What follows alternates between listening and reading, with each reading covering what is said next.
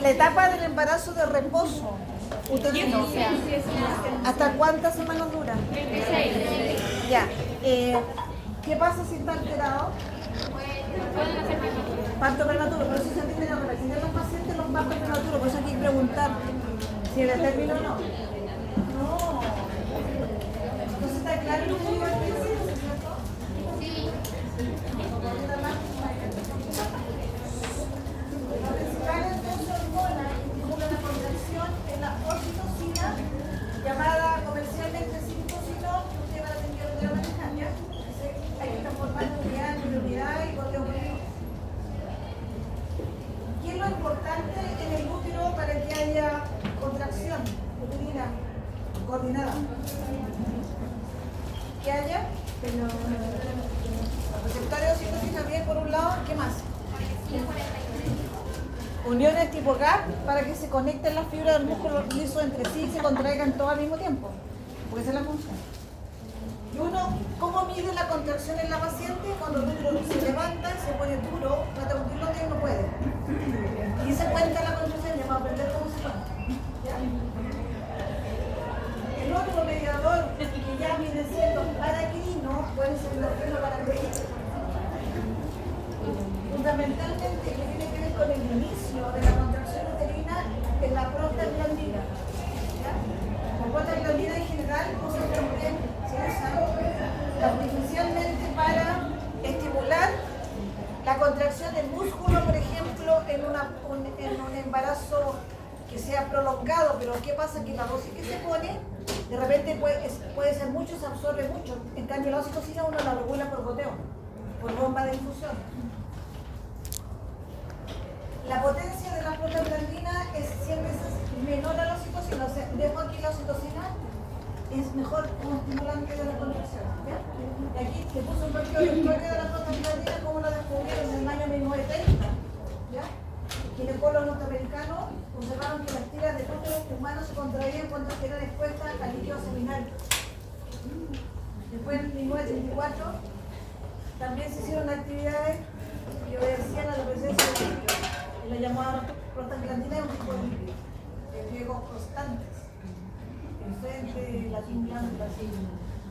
Es una hormona uterina de 20 carbonos, o sea, existe prostaglandina E, T2, prostaglandina E1, ¿ya? F2 alfa, etc. Varios tipos de prostaglandina que la vienen después como para que sepan también algo de historia, no solamente funcionalidad. La endotelina 1 también es un péptido que es vasoconstrictor de alta potencia. ¿Quién lo produce? El lácteo y el cólera. ¿Ya? Sube mucho la concentración de endotelina 1 en el líquido amniótico cuando empieza el trabajo de parto. Es una familia de péptidos compuesta de 21 aminoácidos con 2 fuentes de disulfuro distribuidas en gran parte del organismo, controlan la vasoconstricción de los tejidos. Cuando hay, por ejemplo, una loxa, algo que corta el tejido, produce vasoconstricción inicial antes del proceso inflamatorio. En el ser humano se han descrito 3 tipos de endotelina 1. Más que nada, aquí están los tipos con la secuencia que tienen los tipos de aminoácidos. Principalmente son vasoconstrictores a nivel del endotelio de los vasos. El otro estimulante del músculo liso es el factor activador plaquetario. ¿Ya? Que la secretan los basófilos en respuesta al estímulo de la inmunoglobulina E. Es producido por las membranas ovulares también, del feto y los macrófagos, que están en la decidua parietal. Acuérdense de las deciduas acá, la parietal, la basáltica. ¿La decidua se acuerdan? Sí. ¿Cuál era? La parietal y la ariana, ¿cómo funciona? ¿Parietal? Rosa. Ya se la dije.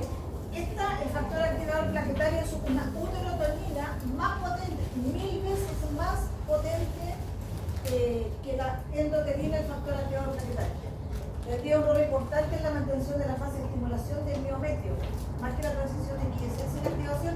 Hay algunas que actúan más para activar al miometrio y otras como potente músculo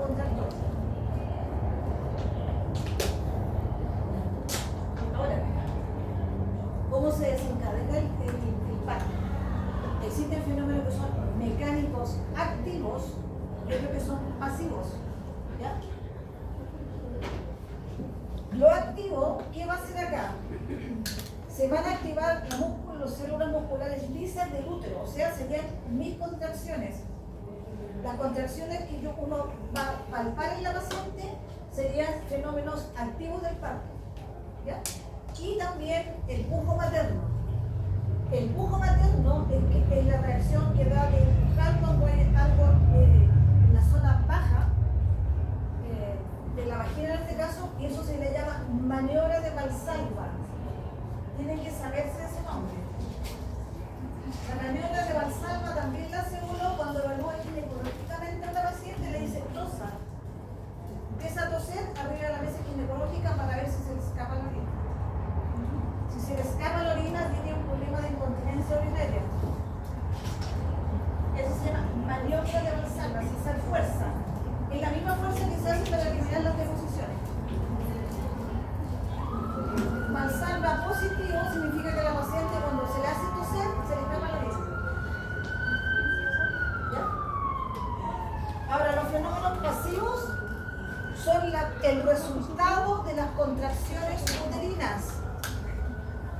¿Qué producen las contracciones uterinas? ¿Para qué son? ¿Cuál es la función de la contracción?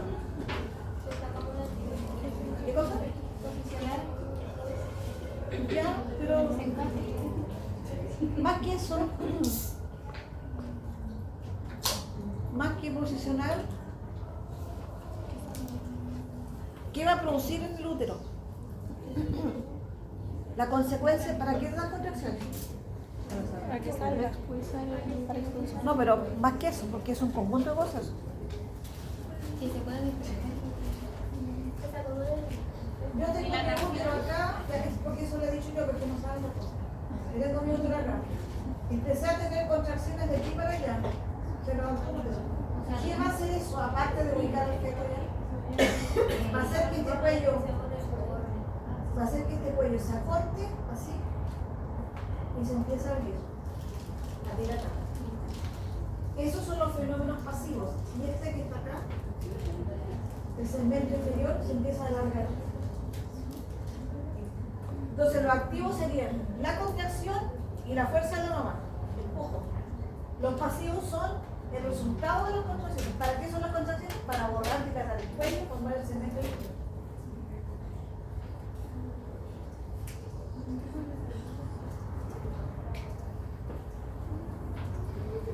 Eso sí que hace. Profe dijo que el segmento inferior, ¿qué le pasaba? Se empieza a estirar más, se forma. El segmento inferior se empieza a formar de a poco, pero se desarrolla mucho más cuando está cercano al parto, con el trabajo tanto.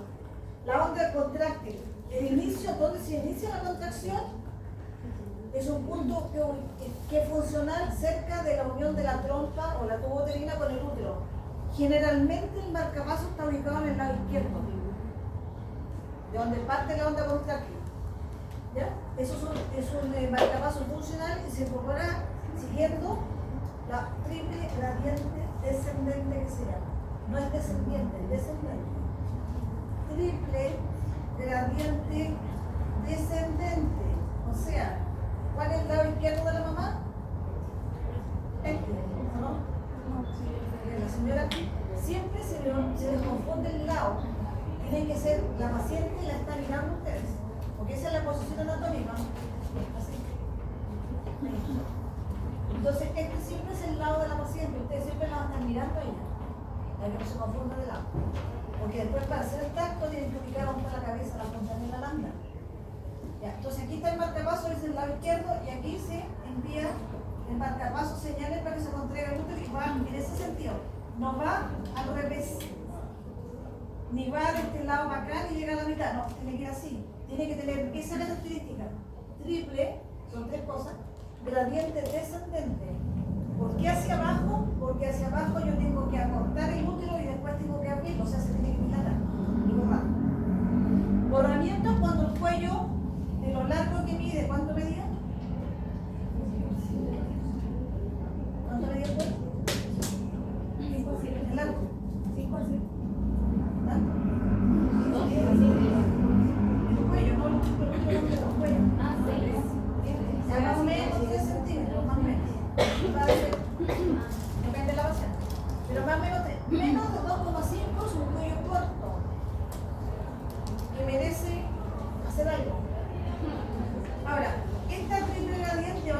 cuello se acorte significa que puede medir 1. Queda 1 y se borraron 2. Y medía 3.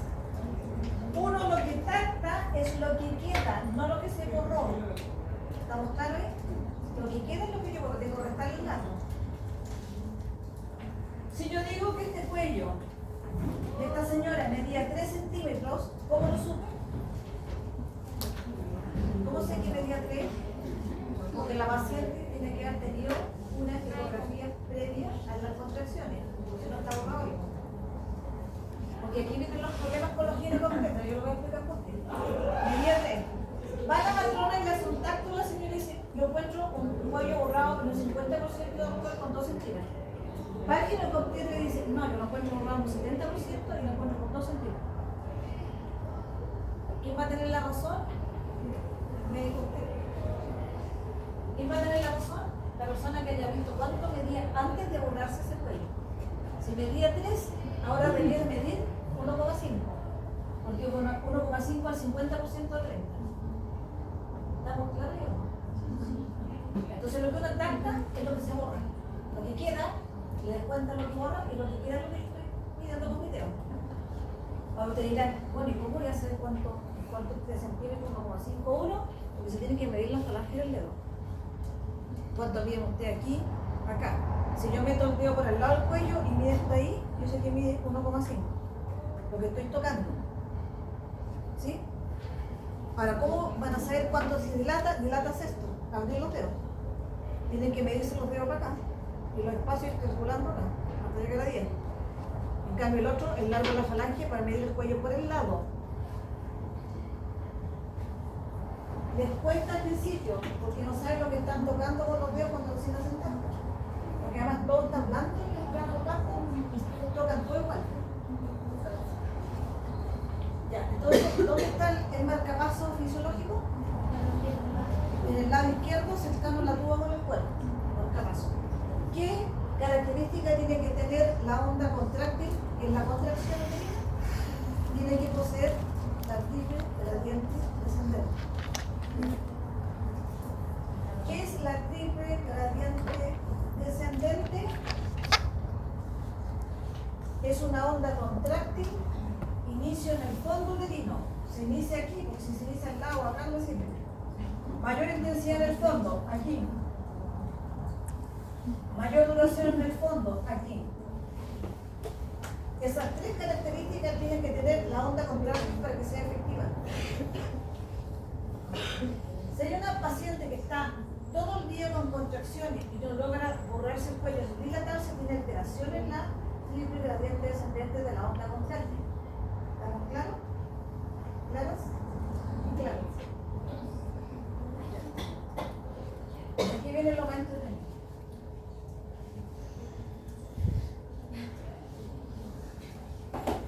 Esta es la gráfica de una contracción uterina. Esta es una contracción.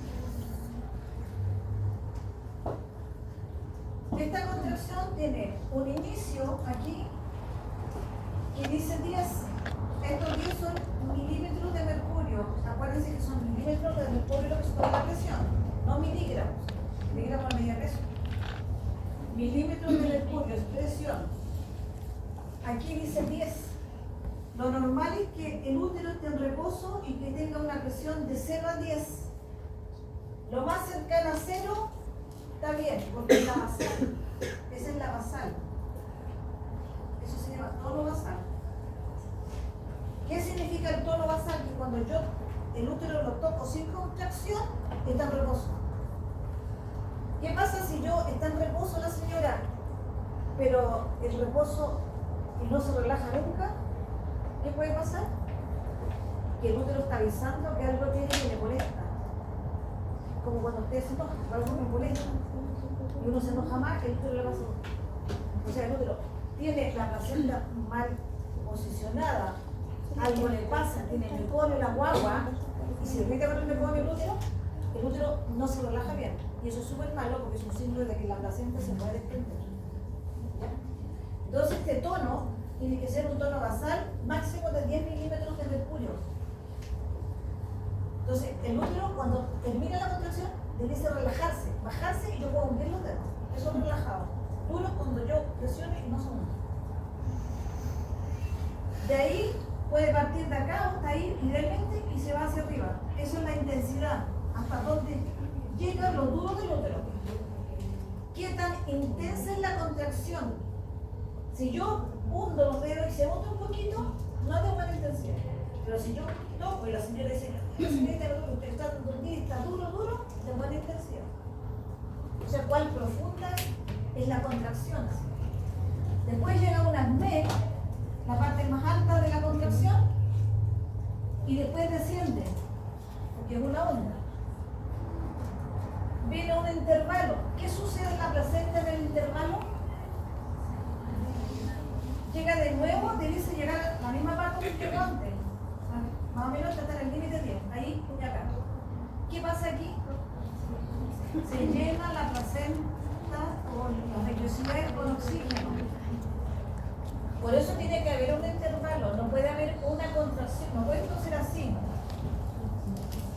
Porque yo no doy tiempo a que haya un intervalo, como más estrecho ahí. Casi no hay otra cosa, ¿entiendes? Pues aquí va a terminar el feto agotado porque no tiene oxígeno. Cuando llega suficiente oxígeno. Ahora, esto nosotros lo calculamos en 10 minutos. Entonces acá, ¿cuántas contracciones tengo en 10 minutos? 1, 2, 3. Eso se anota. 3 contracciones en 10 minutos.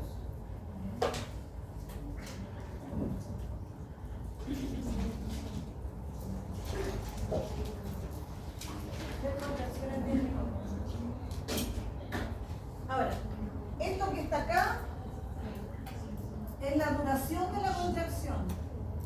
Si yo tengo una contracción que es así, ¿qué diferencia tiene con esa? Esta duró mucho acá, esta duró menos. Esa duración yo la puedo controlar con un reloj o con un papel milimetrado que se pone en un equipo que se llama monitor, que tiene papel milimetrado y me va midiendo acá cada cuadrito en un tiempo. Habitualmente es 1 centímetro por minuto. Ya esto se va avanzando así, yo puedo sacar la cuenta cuánto duró. Pero habitualmente cuando uno controla manualmente, lo controla con reloj. Cuando pone la guatita, nosotros antes estábamos en preparto, teníamos que estar todos los turnos en preparto controlando todas las dinámicas, nos cambiamos de una señora a otra. Por ejemplo, había 6 señoras en una sala, teníamos que pasar todo el rato. 10 minutos, señora tiene una contracción, si empieza a subirse acá, y ahí se empezó la señora y dice, va a empezar a doler, va a empezar a doler, y ahí cuando llega al máximo, a las medias, yo tengo que ver cuánto dura aquí. Entonces uno dice, duró 40 segundos la primera. Se pone así, 40 segundos, minutos, segundos. La segunda, tuvo un reposo, viene otra ya. ¿Cuánto duró? 35 segundos. Viene, después se relaja, ¿cierto? Intervalo, relaja. De nuevo decir, va a venir otro y se empieza otra, 40 segundos. 1, 2, 3. Ahí están las 3. 3 en 10 minutos. ¿De qué duración? 40, 35, 40. La duración equivale a la intensidad cuando la medimos acá. Entonces, se supone que esto podría durar hasta 60 segundos, que sería 1 minuto. O sea, una contracción de 60 segundos, equivale a 1 minuto, es típica del expulsivo. Cuando está el feto expulsando, son contracciones largas y fuertes. En trabajo de parto, lo normal que dure 40, 45, 35, eso es lo que puse ahí. Ahora, esto tiene que ser rítmico. O sea, yo no puedo tener, ahora a las 4 tuvo 3 contracciones, después luego a las 5 no puede tener una, porque eso no es trabajo parto. Después tiene, a las 5 de la tarde tiene 3 de nuevo, ya, pero resulta que a las 6 tuvo 2 nomás. No me sirve mucho. Tiene que ser constantes para lograr el efecto de dilatación, de movimiento del cuello y descenso de la presentación. Entonces, ¿cuál es la triple gradiente descendente? ¿Qué es la triple gradiente descendente? Una onda postráctil que tiene 3 características.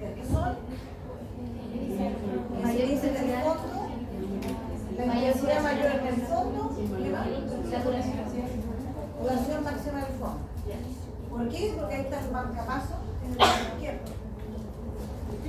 ¿Se entiende esto de la contracción? El tono, ¿por qué es tan importante el tono? ¿Por qué es tan importante que no tenga hipertono? Un tono aumentado. ¿Qué me dice a mí un tono aumentado que falta aquí? Que el útero no se relaja, que algo le pasa, pero te lo avisa. Lo otro es cuando uno cambia de posición a la paciente, cuando está con el monitor fetal, tiene que volverlo a cero porque si no se altera y el tono le sale por acá. Entonces empieza así el monitor. Ahí se subió, va a la contracción y de repente baja para acá. Y ahí, y ahí. Entonces usted dice, ¿tuvo un aumento de tono acá? No, le puse el cúbito para la izquierda, no se me va. Se movió para el lado. Se altera el tono. Ojo con eso porque de repente dice, voy a avisar a la médica que no aumento el tono. Pero resulta que se puso al lado izquierdo. Usted dice, ¿cómo es el lado izquierdo?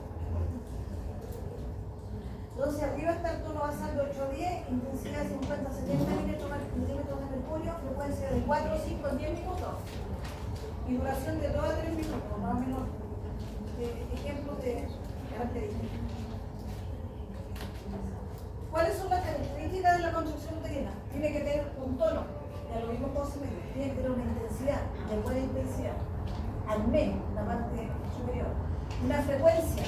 ¿Qué es la frecuencia? ¿Cómo la definen la frecuencia? Cantidad de contracciones medidas en 10 minutos. Duración. Equivale a la intensidad, pero lo que dura cada contracción de que empieza el acné. Una presión máxima, donde llegó al pic del acné. Y bueno, la cantidad máxima no sé. Se supone que en el trabajo aparte.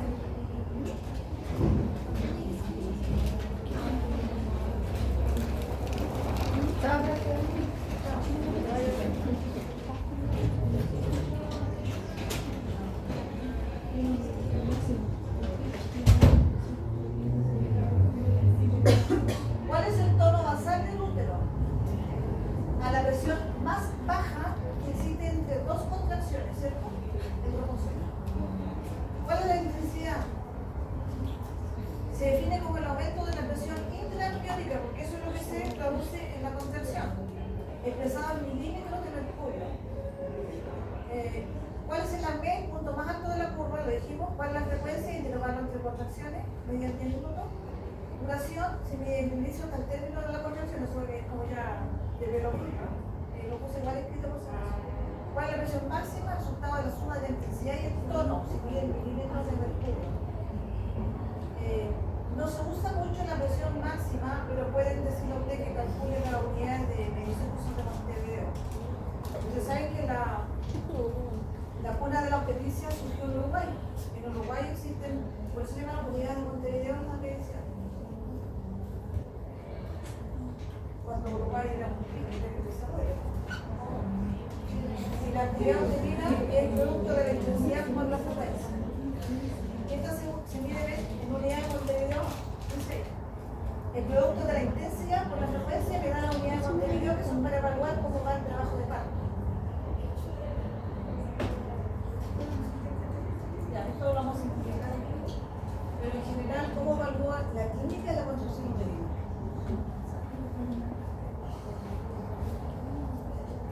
Ahora, últimamente se ponen catéteres que son intraamnióticos, pero resulta que tienen que rotar la bolsa de agua, si no tengo y el traductor del equipo. Pero en todas partes no hay monitor. Un monitor para cada paciente en trabajo de parto. De repente teníamos 6 pacientes en trabajo de parto al mismo tiempo. Me tomaban para un grupo, no sé qué. Teníamos 9 blogs, si no tenían parto, sabían salir las bolsas, le damos la vuelta. Y había que medir con la mano, no había monitor suficiente. Entonces, aquí se evalúa la consistencia de la procedura o no. También existen monitorizaciones electrónicas que también las digo yo con el equipo y con transductores que se meten dentro. El tono basal puede ser 0, que sería normal, de 15 a 25 milímetros de mercurio. La mujer ya percibe el dolor, no todas las contracciones. Ellas perciben cuando es muy fuerte o cuando es suave, porque se quejan más, como también se da cuenta, empiezan a respirar. 2 cruces de 30 a 50, 3 cruces mayores de 50 milímetros de mercurio, o sea, esta sería bien fuerte.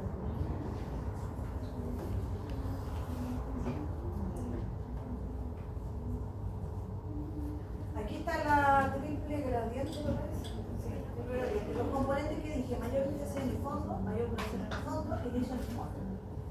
Y acá están las características fisiológicas normales.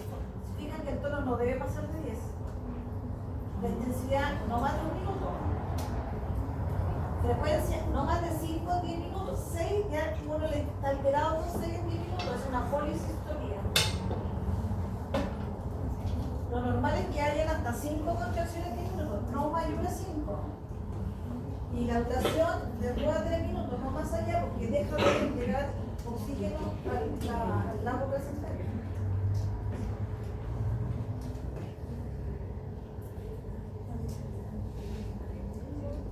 Acá está el gráfico que muestra la unidad de Montevideo. El embarazo, que no hay prácticamente contracción, se fijan que hay una chiquita.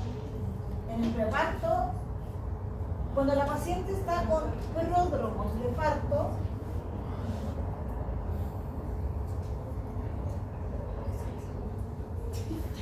es cuando tiene contracciones aisladas, contracciones uterinas, se pone así, aisladas. O sea, puede tener 1 en 1 hora, 3 en el día, pero eso también va a modificar el cuello. No, porque no son seguidas, en 10 minutos. Estos de aislada pueden ser 3 en el día, es un ejemplo. Eso es prodrómico, o sea, antes de que empiece el trabajo de parto. Y la paciente no debiese quedar hospitalizada. Después va a pasar el médico y va a decir, ¿quién ingresó a esta señora? Está con plomo por la casa, la vamos a dar.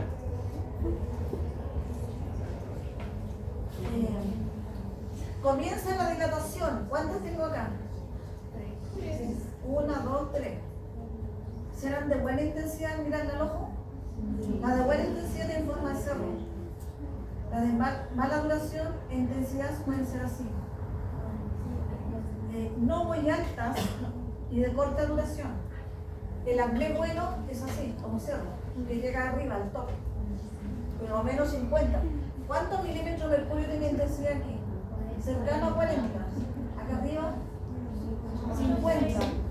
Y es expulsivo, 1 minuto, ¿se fijan? O sea, 60 milímetros de mercurio. Arriba está la intensidad. ¿Y cuántas hay arriba en 10 minutos? 5. Estamos normal, pero está en periodo expulsivo, así que está bien. Imagínense que la señora la pasa a la parte, está en periodo expulsivo y tiene 2. No hace nunca la guapa. Aquí tiene 4, aquí tiene 3, aquí tiene 2. Eso es lo característico del preparto. Voy a mover lo que se dice de parto.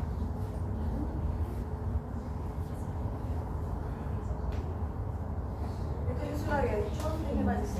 Como yo te dije, pero existen ondas o contracciones que son diferentes durante todo el embarazo y el preparto y el parto. Porque hay algunas que percibe la madre y otras que no perciben. Existen las contracciones de Álvarez, son contracciones muy chicas del biometrio que oscilan entre 2 y 4 milímetros de mercurio, o sea, nadie la siente ese 2 a 4 milímetros de mercurio. Frecuencia de 1 a 3 por minuto, y se dice que pueden ser registradas a partir de la 9ª semana de gestación. O sea, embarazos chicos, muy chicos, de 9 semanas. Contracciones de Braxton Hicks, contracciones del miometrio irregulares, ¿ya? Arrítmicas e indoloras, tampoco las mamás les duelen, pero sí las sienten. De intensidad de 10 a 15 milímetros de mercurio y a lo largo de 30 segundos de duración. Son frecuentes antes de la 30 semana de gestación de 1 cada hora, 1 cada 1 hora. Posteriormente se van haciendo más frecuentes hasta producirse una de 10 minutos. Y aumentan las contracciones ahí y disminuyen las otras, como aumentan las de Braxton Hicks y disminuyen las de Álvarez.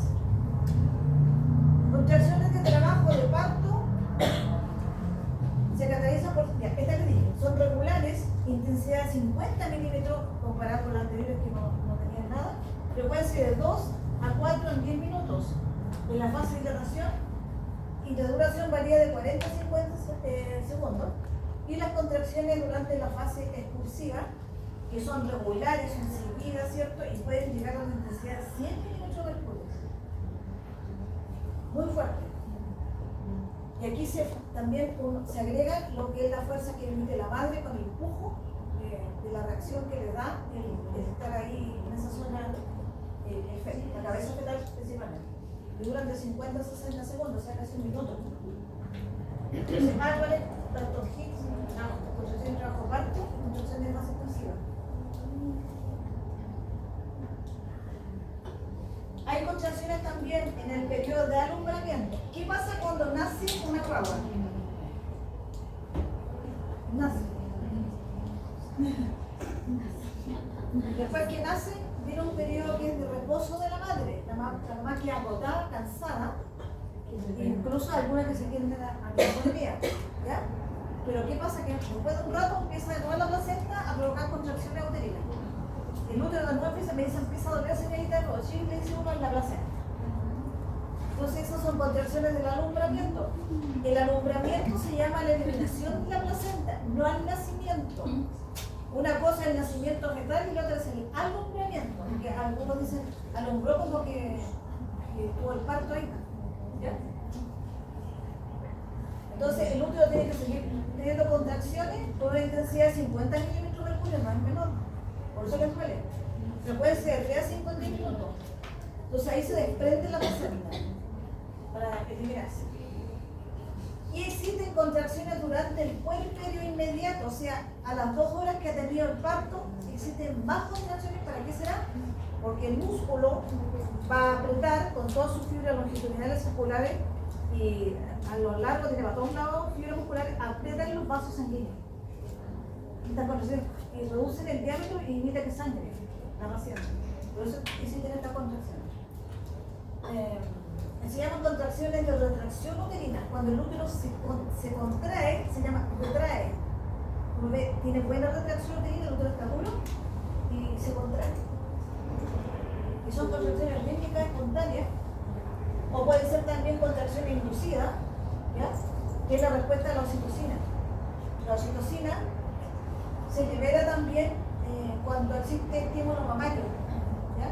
Cuando la guaguita va a succionar, se libera también oxitocina, se produce retracción uterina. También puede poner oxitocina en la paciente, y esto es lo que usan los hospitales y las clínicas cuando ustedes vayan a partos, usan poner oxitocina en el suero e inmediatamente sale el hombro anterior de la guagua. O sea, hacen un alumbramiento que se llama dirigido. No esperan y se desprenda solo en la placenta. Alumbramiento dirigido. La mayoría hace esto cuando no es parto natural. Porque si la paciente quiere parto natural, todo hay que esperar. Y la placenta puede demorar hasta 1 hora en desprenderse. Lo habitual es que demore 10 minutos. Lo normal es que dure el desprendimiento de la placenta en 10 minutos. Ahora, si se demora mucho y no sale nunca, tengo que pensar que puede ser una placenta creta percreta, o sea, que quedó metida. ¿Ya? Ahora, ¿por qué dirán ustedes? ¿Por qué no esperan y hacen un alumbramiento dirigido con oxitocina?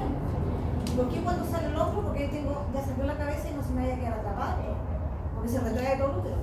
Y se cierra el cuello de mi útero, entonces puede quedar atrapada la cabeza antes, por eso lo hacen cuando sale el hombro. Porque el resto del cuerpo sale fácil. El problema es la cabeza. Y lo hacen dirigido, ¿por qué? Para evitar mucha hemorragia postparto, para que no sangre mucho la sangre. Entonces, como se despierta el tiro de la placenta, el tiro deja sangrar. No se va a dirigir. O conducido.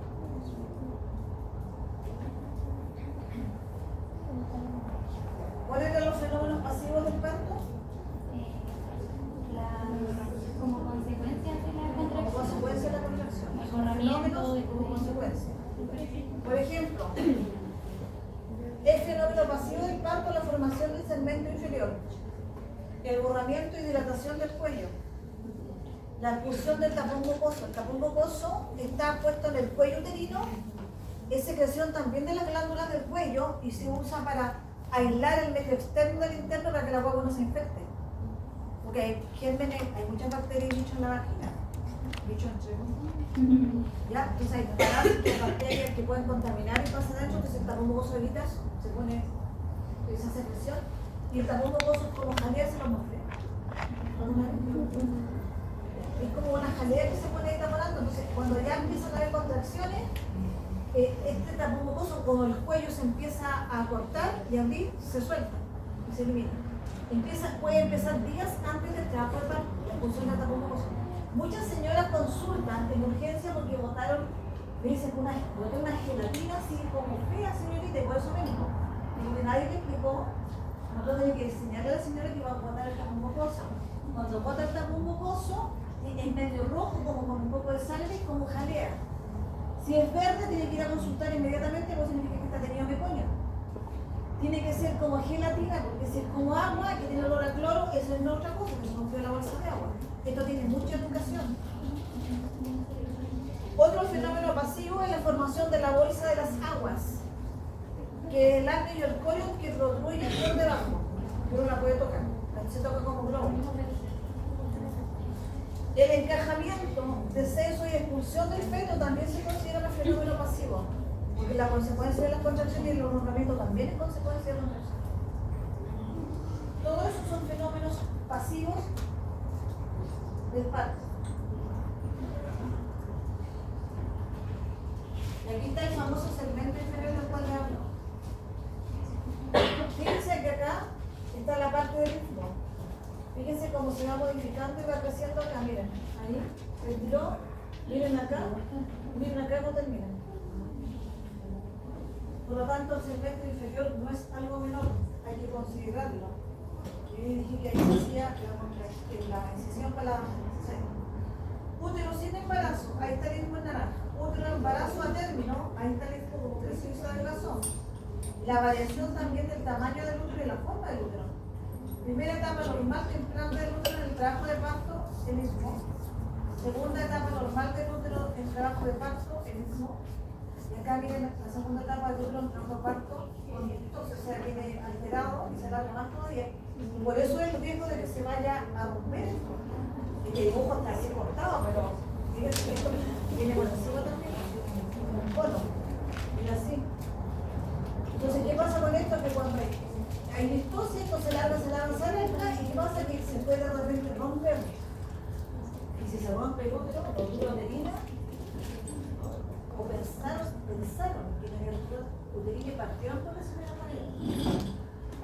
Sus compañeras del curso superior, de tercero, están viendo ya parto, me dijeron que bien.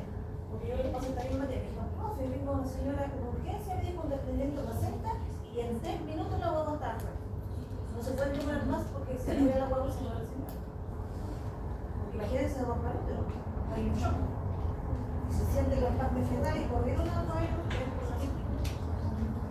fueron escuchando en el viaje y no tenía central o la ínico funcionando como sea. Entonces, como fenómeno pasivo, fíjense que estamos analizando estos fenómenos pasivos. ¿Qué fue lo primero que estamos analizando? Formación del segmento inferior, ¿sí? Ahora vamos a ir al otro, borramiento y dilatación del cuello.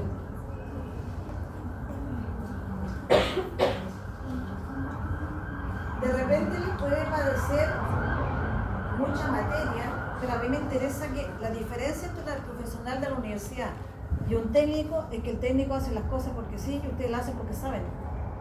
Por eso que se pasa teoría. Porque esto no tiene 3 centímetros, cualquiera puede decir, pero explíqueme por qué. Por eso que está aquí explicado esto por la base que tienen de la materia anterior. Aquí están las uniones cruzadas de colágeno que les pasaron en biología.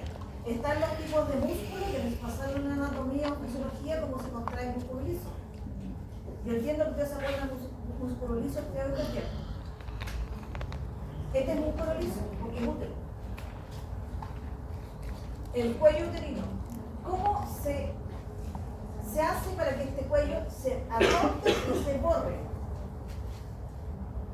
La arquitectura de la fibra de colágeno se organiza en la fase 1 del parto. O sea, yo tengo aquí colágeno que va a actuar con enlaces. Fíjense cómo se ordena. Esto es un corte transversal, estas son las fibras de músculo, esta es la sección transversal de las fibras de colágeno, estas son las fibrillas empaquetadas sin apretar de colágeno. O sea que el colágeno es importante en el cuello uterino y el mecanismo de dilatación y borramiento. Este es un cuello que está inmaduro y este es un cuello que está maduro. Ahora, ustedes me dirán, ¿y cómo yo me voy a dar cuenta con el tacto? Porque el tacto de una mujer que tiene un cuello maduro es blandito. ¿Por qué es blandito? Porque tiene agua. ¿Por qué retiene agua? Porque la fibra de colágeno atraen agua. ¿Ya? Y existen proteoglicanos de colina que tienen que haber pasado en fisiología seguramente. Y tiene que ver la densidad de los enlaces cruzados del colágeno. O sea, es una disposición del colágeno que me hace a mí que este cuello varíe. O sea, todo esto tiene una química, no es una cuestión de azote. Después leer con mayor calma, no se le va a quedar una. ¿Cuándo se produce una maduración cervical? La maduración cervical en la obstetricia tiene un score que se llama índice de Bishop.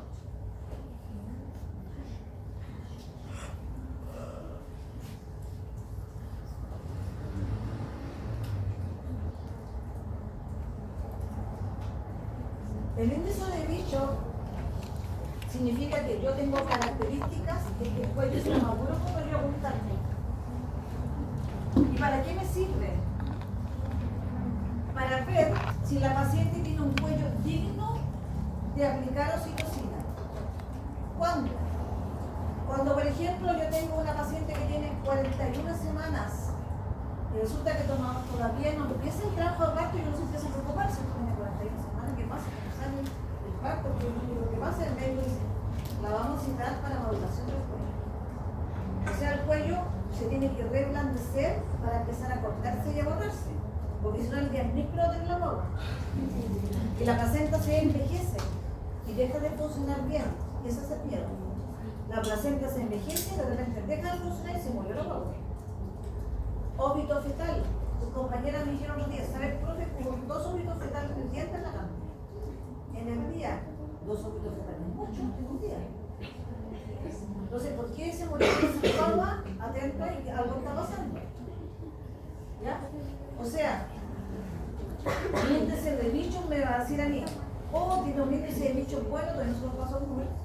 Bueno, para empezar a poner un suelo, porque ¿qué pasa si ese cuello está duro y no tiene no está maduro ese cuello? No me va a hacer nada la oxitocina. La señora puede estar 3 días con suelo, no le va a hacer nada porque el cuello está inmaduro. ¿Y por qué puede estar un cuello inmaduro? Porque hay un error en el cálculo de la edad gestacional. Lo que hemos enfatizado en las clases de este taller. La edad gestacional tiene que estar súper bien calculada.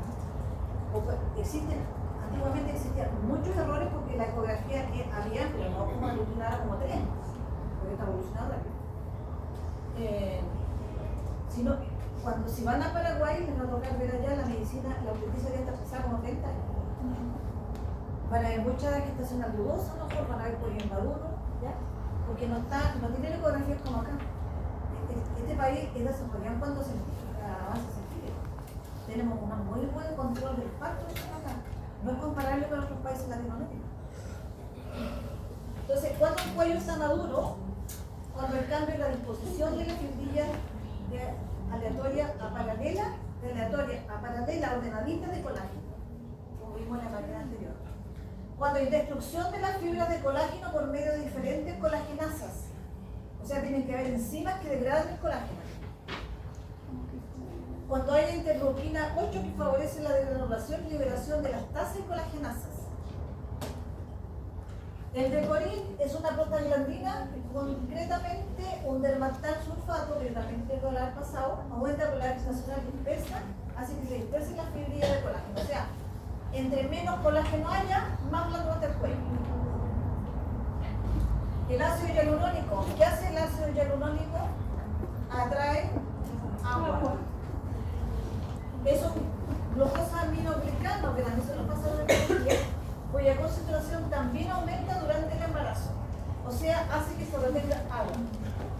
Existen también factores hormonales, aumento relativo de estrógeno frente a la progestágeno, o sea, hay más progestágeno que estrógeno. Es al final del embarazo se crea un ambiente que está adecuado para la acción de las metalproteasas, que son las que van a hacer que el bebé se levante. Porque la metalproteasa se rompe, son enzimas que rompen el enlace. La relaxina, de origen ománico, activará varias enzimas a nivel del cuello que actúan en la matriz celular del cuello. La prostaglandina aumentan la síntesis de receptores para la oxitocina a nivel del cuello uterino y también existe apoptosis celular. ¿Qué era la apoptosis? La autodestrucción. Celular inducida. Entonces, si yo le pregunto, nómbreme 3 factores que inducen a la madurez cervical o maduración cervical, le tienen que poner cualquiera de esos. ¿Ya?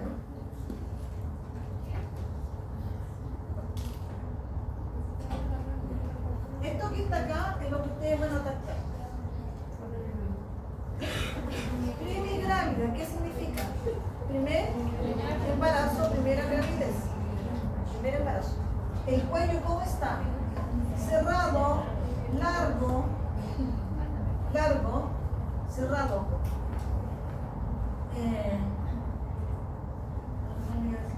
Esto es lo que estoy tratando yo aquí. El largo a depender de la paciente, sino que tiene el cuello más largo que otra, igual que este cuello acá. Más largo que otro. Multípara, ¿ha tenido? Más de un embarazo. Parto. Paridades para. Multigesta, ha tenido gestaciones.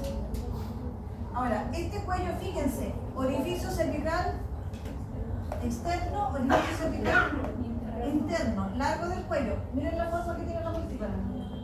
O sea que si yo tacto acá, voy a encontrar algo de dilatación, ¿cierto? Ahora, esto en la multípara es normal, por eso yo tengo que saber qué paridad tiene. Porque yo le pregunto, ¿ha tenido parto? Sí, me dice 2, voy a encontrar ese cuello yo, no significa que esté en trabajo parto. Esto se llama dilatación de multípara, porque ya han salido juegos por ahí. Entonces esto se llama dilatación de multípara, uno lo conoce. Dilatación. No significa de nuevo que está en trabajo de parto, un error grave es ingresar a la señora en trabajo de parto porque usted mete un dedo y dice, ¡ay, lo abrí! Dilatación de multípara. El cuello queda así el cuello es porque ha tenido parto. Entre más partos, más esto queda. Todo esto es primigrávida, es de multípara. Comienzo del botamiento, fíjense aquí. En la primigrávida o primigesta, el cuello primero empieza a acortarse. Se acorta. ¿Qué pasó acá? Se acorta y se borra al mismo tiempo. O sea, se acorta y se empieza a abrir al mismo tiempo. Acá se acortó ahí casi totalmente, ¿cierto? O sea, si yo la tacto a la señora, va a tener menos de un dedo de grosor del cuello. Uno diría que está borrado por un 90%. Aquí hay un poquito todavía. Borrado por un 90%. Aquí borrado un cuánto y tiene ustedes. Más o menos. Si es tan largo. Ya puede ser un 50, pongamos aproximadamente 50% borrado. Lo que yo toco es lo que se borró. Y acá llegamos que aquí está borrado un 90%. Y le queda como aquí. ¿Sí? En cambio acá en la multípara, ¿qué pasó? Se está borrando y acortando y acá se borró y se dilató casi al mismo tiempo. Hay que considerar eso cuando uno se trata. La paridad.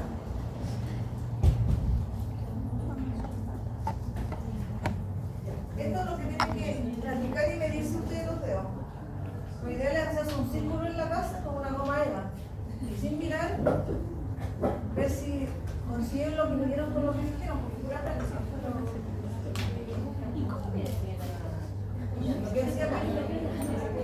Falange del dedo. Se van a medir la falange distal, la media y la proximal.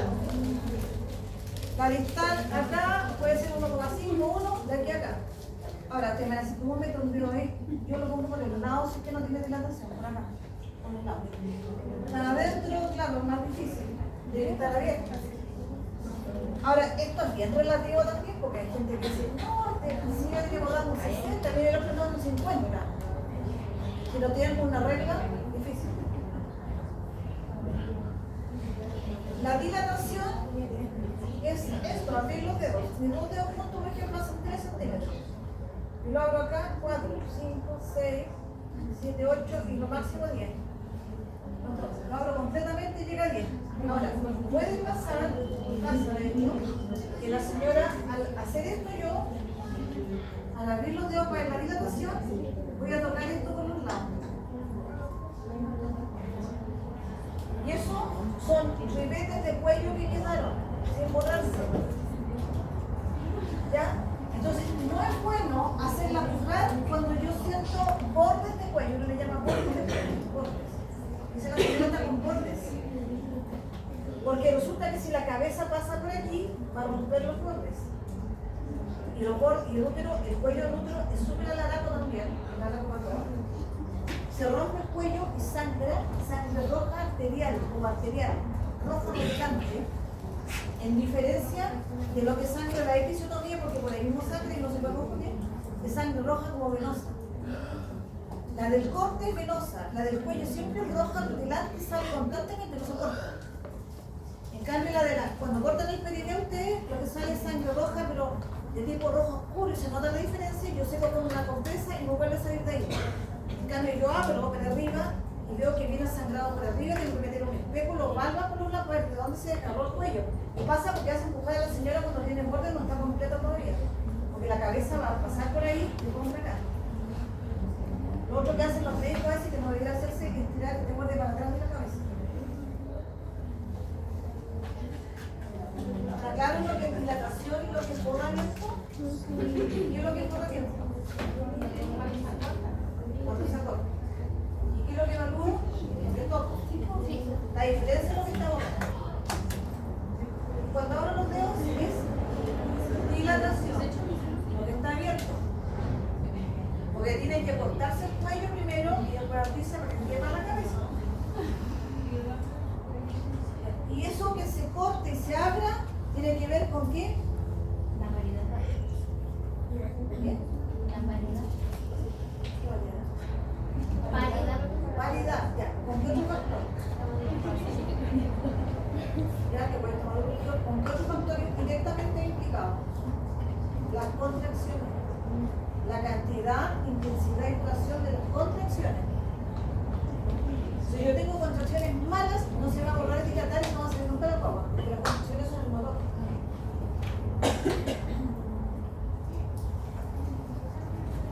¿Cómo se forma ahora esta que está aquí? En la bolsa de las aguas, la famosa bolsa de las aguas. Esta bolsa que está aquí es una cuña. Cuando uno tapa, toca igual que la sensación de un globo con agua. De hecho, nosotros cuando rompen bolsa de agua le ponemos un globo y le echan al condón agua adentro, lo ponemos al fantón y le tiene que romper la bolsa.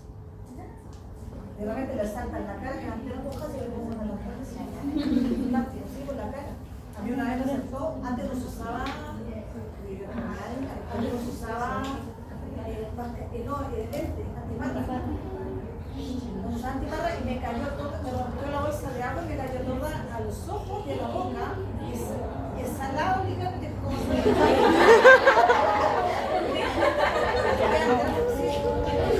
prueben el suelo personal.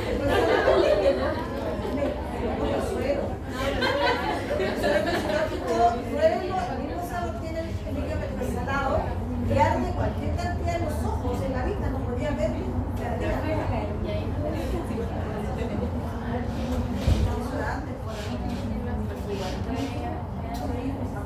O sea, de hecho, nosotros tenemos alto riesgo de tener enfermedades de tipo de IBS, porque se contagio de repente no se lavan las manos y no se refriega el ojo, cualquier cosa. Endometriosis en el ojo. Salta endometrio a la conjuntiva aquí y se empieza a desarrollar el tejido endometriósico del ojo. Y eso es el efecto hormonal. Cuando tienen la regla, se pasa un poco rojo. Endometriosis. Igual que la gente puede tener endometriosis. Por no tener cuidado con la higiene, si acá estamos trabajando con fluidos de alto riesgo. Toda la parte genital es de alto riesgo. Entonces, las manos aquí, el lavado y la asepsia, por eso, pero si antes no se usaban antiparras, las antiparras surgieron después del Senado. Que son mucho más viejos. Así que les voy a contar esto. Esta bolsa de las aguas, entonces, se forma como cuña. Ahora, ¿cuál es la idea de que se rompa la bolsa de las aguas? Es que al romperse, tira el feto hacia abajo y hace que la cabeza tome directo contacto con el cuello y lo dilata más rápido, porque cubre la cabeza fetal. Entonces, se apoya la cabeza directamente acá. La otra función que tiene, yo rompo la bolsa de agua para ver si tiene meconio o no. Aunque el meconio se puede ver con un aparatito que uno mete por el cuello que se llama amnioscopio, es una lupa. Entonces se mete, nosotros hacemos cualquier cantidad de amnioscopio antes, y se mete este aparato y uno ve cómo pasa el líquido, y ve el color, y ve hasta la célula anaranjada del líquido amniótico, y ve el anubo. ¿Cuál es el anubo? El pelito finito que tienen las comitas, que a veces salen, cuando son prematuras, salen con mucho lanugo y unto sebáceo, que es la grasa para protegerse del líquido amniótico. Si no, imagínense que la guagua está 9 meses en agua.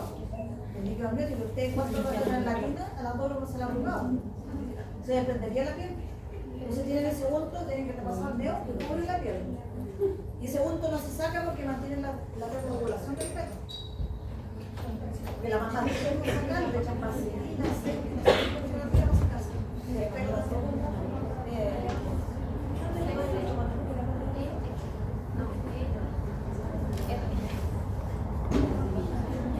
entonces, ¿qué tengo acá por fuera?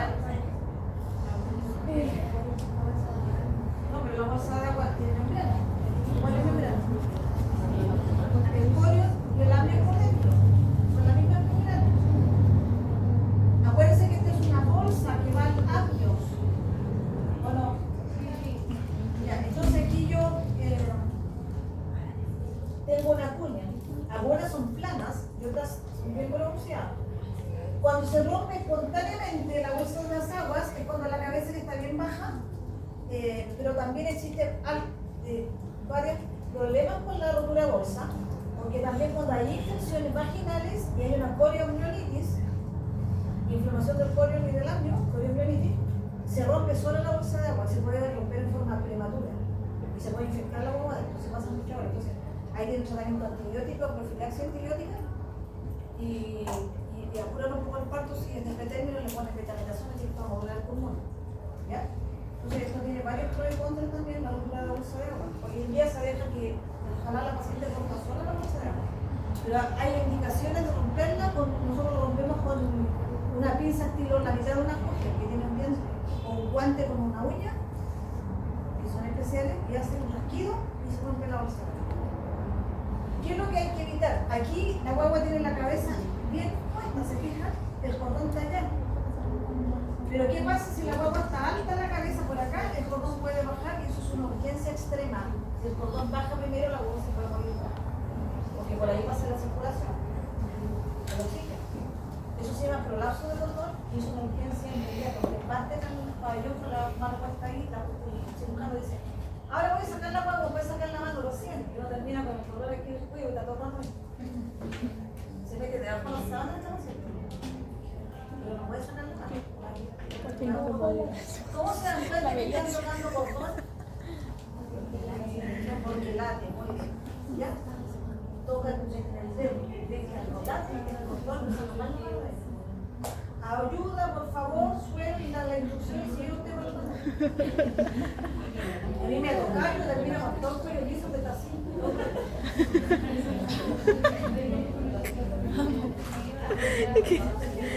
¿Tú reaccionarías si yo me pondría a gritar? Por favor. Como cigarros. Hacen esto entonces de cuña, formación de la bolsa de agua. Aquí está la fuerza de la contracción uterina sobre el líquido amniótico. Entonces, fíjense acá, hay una fuerza que tira hacia abajo el líquido amniótico y hace que se forme esta voz cervical. ¿Ya? Mira acá cómo construye. De repente se rompe esta bolsa y despacito viene la cabeza. Hay que tener cuidado cuando la paciente es multípara y rompe la bolsa de agua, porque usted la puede haber tratado y puede estar con 5 centímetros, rompe la bolsa de agua y se completó al tiro. Distinto a la primigesta. La primigesta demora mucho más, rompe la bolsa y después está con 5, a la otra hora está con 6, llega a las 12 de la noche está con 8, llega a las 3 de la mañana está con 9, y el parto lo celebra a las 5 de la mañana, porque están como tú. A las 5 de la mañana es la hora de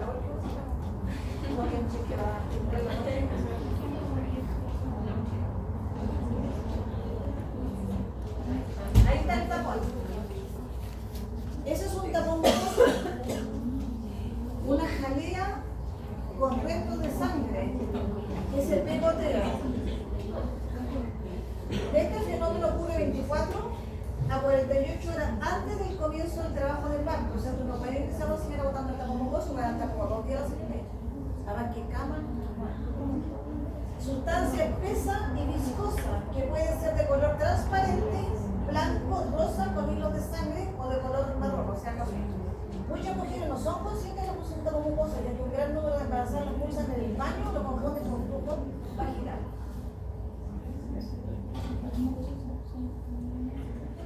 Ahora, ¿cómo se forma el tapón mucoso? Porque acuérdense que en el cuello, ustedes no tienen histología, pero se nos parte que yo eché acá, porque están entretenidos la histología.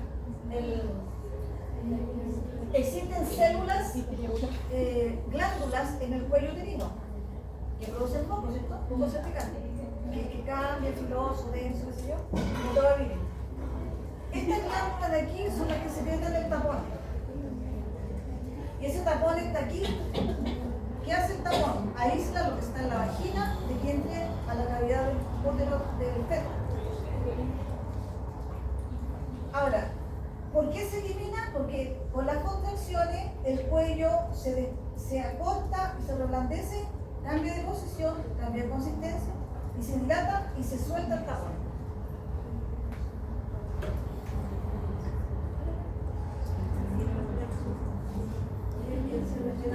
El fenómeno pasivo, después viene quinto fenómeno pasivo, encajamiento, descenso y expulsión del feto.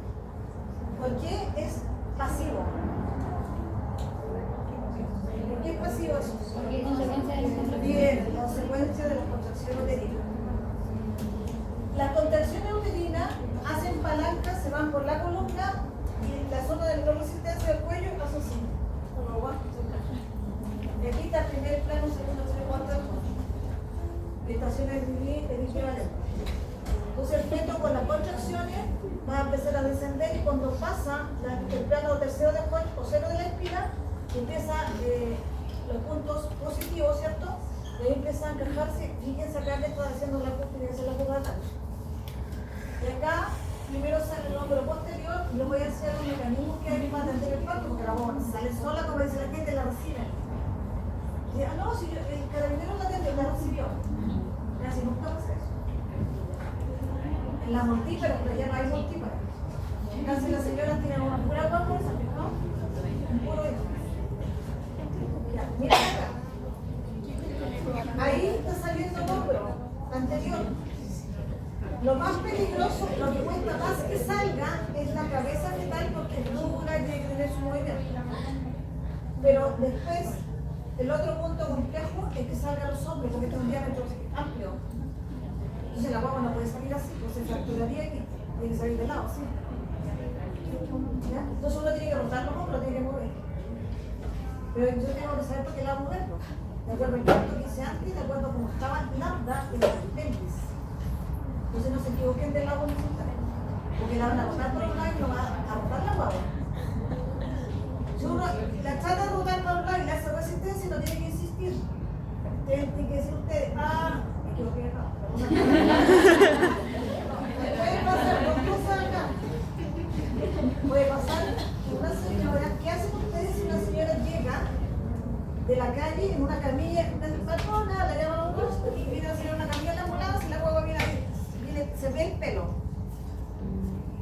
Yo no sé cómo venía antes, para qué lado, si el izquierdo, el derecho, anterior o posterior del aula, porque nunca la tacté venía de la calle. ¿Para qué lado lo voy a botar? ¿Por qué hace el izquierdo también? Porque el izquierdo es el más frecuente, casi un 80% se pone para el izquierdo que el diámetro más ancho. Entonces ustedes inteligentes me dijeron que para el izquierdo no lo sabían. La rota para el izquierdo de la señora.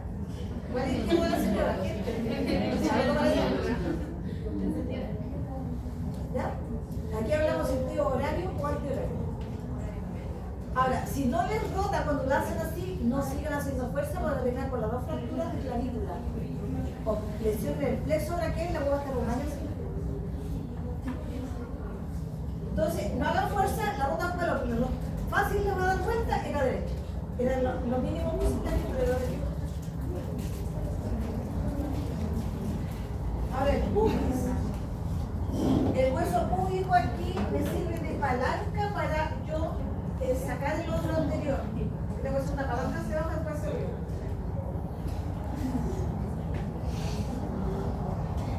Ese es el alumbramiento. Cuando ustedes ven la placenta, ¿sí? Cuando uno ve la placenta la primera vez, le impacta un poco, igual que un parto porque hay mucha sangre. Y incluso se pone un parto, depósito abajo en la cabeza. La sangre con el niño asiático es más o menos 1,5 litros. Entonces, como que se asusta al principio, no. Igual que cuando ve el corte de la EPI, porque suena como raro, el corte ahí. Me impresiona un poquito. La placenta también impresiona porque suele ser una masa grande. ¿Podré subir esto a YouTube? Y tiene una cara fetal y una cara materna, obviamente. Entonces, después que sale el feto, sale la placenta y el útero se achica rápidamente. Puede salir la placenta, o sea, la placenta tiene signos de cuando se va a desprender. ¿Ya? Hay placentas que a medida que van bajando, a medida que la placenta va bajando, va sangrando al mismo tiempo. Ese es un tipo de desprendimiento. El otro, la placenta se desprende del fondo y se junta toda la sangre del fondo. Entonces, después que sale la placenta, sale toda la sangre.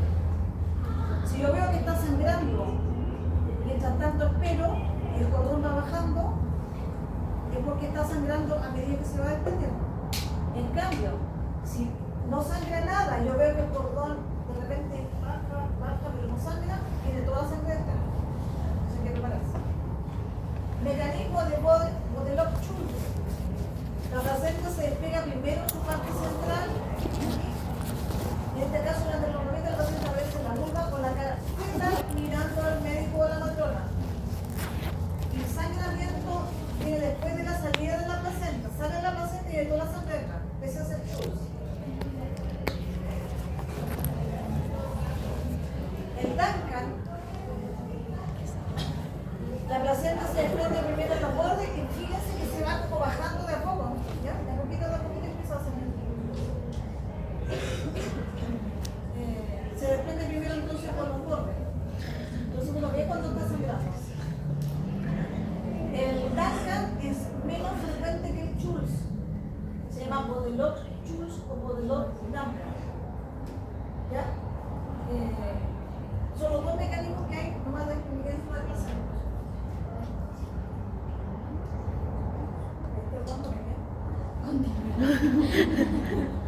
Mecanismo de impacto.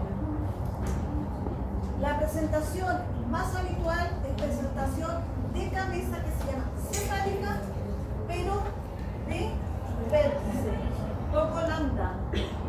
También puede ser cefálica de bregma, cefálica de frente, de cara, de mentón. Puede venir en todas las posiciones así. Pero lo mejor que ofrece el menor diámetro de la cabeza fetal es de vértice. Por eso se llama parto, término, vértice espontáneo. Nació solo, no fue necesario poner suero con oxitocina, ni fue necesario hacer pose. Vértice espontáneo significa que salió solo. ¿Ya? En los datos que yo le cuento ahí, parto vértice. Entonces, presentación cefálica. Para que el parto progrese bien, tiene que estar la cabeza bien fletada. Y aquí viene todo lo que es estática fetal. Descansamos de él. ¿Me permite el trabajo parte por la chucha? Mecanismos del parto. El mecanismo del parto se lo tiene que saber de memoria. Y cada presentación tiene su mecanismo propio. O sea, la acomodación de la cabeza es para un parto cefálico. La acomodación de las nalgas es para un parto orgánico. ¿Entiendes? Entonces, el primer tiempo es acomodación de la cabeza. La cabeza se tiene que acomodar aquí al estrecho superior. Descenso de la cabeza. La cabeza tiene que bajar por los planos de Hodge o de Billy. Después, rotación interna de la cabeza. La cabeza tiene que rotar porque primero venía así y entonces te mueve para la izquierda, allá, para allá. Izquierda y derecha, por la mamá. Lambda hacia el lado izquierdo de la ¿Sí? Cuando rota la cabeza, también rota los hombros porque este no es el exorcista. No rota la cabeza sola, rota la cabeza y los hombros. Después, desprendimiento de la cabeza sale hacia afuera. ¿Y qué es lo que hace? La vuelven a dar vuelta porque tiene que como el hombro entero. Y después se desprenden los hombros y sale todo el resto.